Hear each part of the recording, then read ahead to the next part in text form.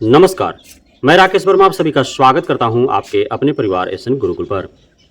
बिहार में लगातार शिक्षा विभाग एवं शिक्षा मंत्रालय बिहार सरकार के द्वारा शिक्षा में सुधार हेतु अथक प्रयास किए जा रहे हैं। चूंकि 21वीं सदी के तीसरे दशक में हम आ पहुंचे हैं, तो बिहार के शिक्षा व्यवस्था को पूर्णतः टेक्निकली डिजिटाइजेशन करने का प्रयास किया जा रहा है।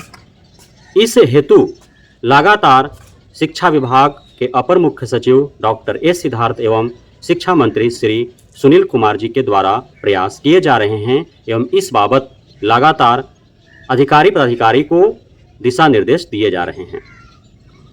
आप सभी देख पा रहे हैं कि इस प्रकार से छात्र छात्राओं का जो डाटा है वह ई शिक्षा कोष पोर्टल पर अपलोड कराए जा रहे हैं।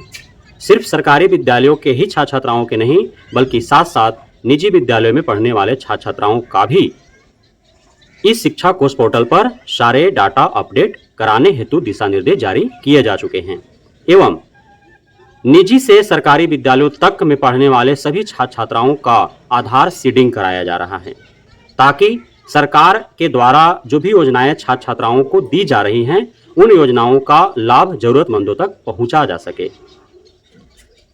शिक्षक शिक्षिकाओं की बात करें तो शिक्षक शिक्षिकाओं का डाटाबेस तैयार किया जा रहा है। उनका भी ई शिक्षा कोष पोर्टल पर सारे डाटा अपलोड कराए जा रहे हैं एवं ऑनलाइन अटेंडेंस को लेकर के काफ़ी सख्ती बरतने का प्रयास किया जा रहा है।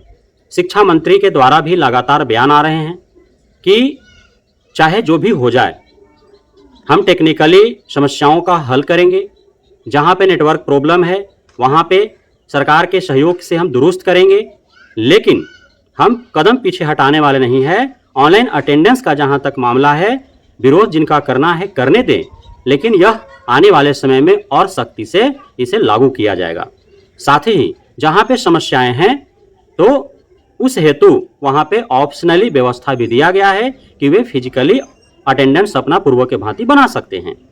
अर्थात गुणवत्तापूर्ण शिक्षा बहाल करने, शिक्षक शिक्षिकाओं के नियमित और समयबद्ध करने एवं छात्र छात्राओं की उपस्थिति बढ़ाने, सरकारी विद्यालयों के प्रति अभिभावकों का भरोसा बढ़ाने हेतु सारे प्रयास किए जा रहे हैं। सबसे प्रमुख जो शिक्षक शिक्षिकाओं की समस्या है वह है ट्रांसफर पोस्टिंग को लेकर के। तो ट्रांसफर पोस्टिंग हेतु पिछले 1.5 माह पूर्व से लगातार प्रयास किए जा रहे हैं। 2 माह होने वाले हैं, लेकिन अब तक सिवाय शिक्षा विभाग और शिक्षा मंत्रालय के बयानबाजी के धरातल पर कुछ उतरते हुए नहीं दिख रहा है। पुनः एक बार शिक्षा मंत्री के द्वारा घोषणाएं की गई हैं एवं आश्वासन दी गई है कि महज 1 हफ्ता 10 दिन के अंदर अंतिम रूप से निर्णय ले लिया जाएगा और अंतिम सितंबर तक प्रक्रिया आरंभ कर दी जाएगी। हालांकि शिक्षा मंत्री के द्वारा दिए गए बयान, की गई घोषणाएं और शिक्षक शिक्षिकाओं को दिए गए आश्वासन अब तक लगभग ही पूर्ण हो पाए हैं, क्योंकि सदन से उन्होंने मात्र 48 घंटे का समय मांगा था। समय सारणी को बदलने हेतु जो मुख्यमंत्री के द्वारा जो समय सारणी बताई गई थी, जो घोषणा की गई थी सदन से, उसे लागू करने के लिए शिक्षा मंत्री ने कहा सदन से एक बार पुनः कि 48 घंटे का समय दिया जाए, सकारात्मक ही परिणाम देखने को मिलेंगे। लेकिन 48 दिन बीत चुके हैं, अब तक कुछ हो नहीं पाया है।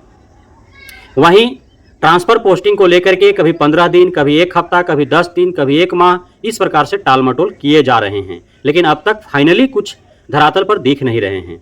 आज जो बयान आया है शिक्षा मंत्री का, इसमें कितना सच्चाई है?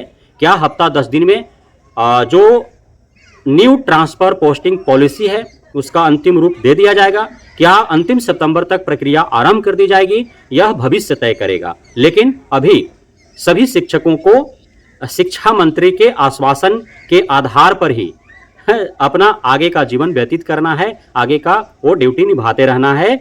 आप जिंदा हैं तो दिखें, क्योंकि आपको आश्वासन मिल रहे हैं और आप इसी अनुरूप अपना कार्य दिल को तसल्ली दे करके करते रहें। अब है कि सक्षमता परीक्षा को लेकर के चूंकि महीना बीतने वाला है, अब तक लगभग 70% शिक्षक शिक्षिकाओं के ही काउंसलिंग कराए जा सके हैं। अभी भी 30-35% का भी काउंसलिंग नहीं हो पाया है। हालांकि 10 सितंबर तक काउंसलिंग के शेड्यूल जारी की गई है और ये प्रथम दौर का है। उसके उपरांत जो इसमें छूट जाएंगे, जो नहीं शामिल हो पाएंगे, जिनको सस्पेंड में रखा गया है, जिनको होल्ड पर रखा गया है, उन सभी को दोबारा से दूसरे दौर का जब काउंसलिंग रीशेड्यूल करके जारी किया जाएगा तो वो फिर चलेंगे, अर्थात पूरे सितंबर में क्षमता परीक्षा का काउंसलिंग कराए जाएंगे, उसके बाद ही योगदान कराए जाएंगे। तो उसी बीच क्षमता परीक्षा फेज 2 संपन्न हो चुका है, उसका भी परिणाम घोषित हो जाएंगे, तो फिर उसका भी काउंसलिंग आरंभ किए जाएंगे। बीपीएससी टीआरई 3.0 का भी लास्ट सितंबर में घोषणाएं की गई है कि परिणाम घोषित किए जाएंगे, तो परिणाम घोषित हो जाएंगे तो उसका काउंसलिंग का भी शिक्षा विभाग की जिम्मेदारी हो जाएगी। फिर ट्रांसफर पोस्टिंग हेतु भी कहा जा रहा है कि लास्ट सितंबर तक प्रक्रिया आरंभ की जाएगी। तो सारे प्रक्रिया जो है लास्ट सितंबर तक ही कराए जाने का आश्वासन मिल रहा है। तो कौन कौन से प्रक्रियाओं को संपन्न कराएगी शिक्षा विभाग, यह देखने वाली बात है, लेकिन धैर्य तो रखना ही होगा, चाहे क्षमता परीक्षा वाले हों, बीपीएससी टीआरई 3.0 वाले हों, या फिर ट्रांसफर पोस्टिंग का इंतजार कर रहे पुराने शिक्षक शिक्षिकाएं हो, अभी धैर्य रखने की आवश्यकता है। बहुत बहुत धन्यवाद आप सभी साथियों का हमारे साथ जुड़े रहने के लिए, बने रहने के लिए, मित्र प्यार देने के लिए, हमें भरोसा बनाए रखने के लिए।